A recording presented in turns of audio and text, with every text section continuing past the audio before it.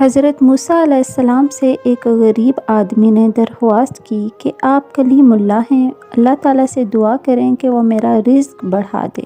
مجھے کئی وقت فاقے ہو جاتے ہیں۔ حضرت موسیٰ علیہ السلام نے بارگاہ خداوندی میں اس کی درخواست پیش کی تو بتایا گیا کہ اس آدمی کی قسمت میں قلیل روزی ہے، اس لیے ہمارے ہاں سے تھوڑا تھوڑا کر کے اسے روز دیا جاتا ہے تاکہ آخر تک ملتا رہے۔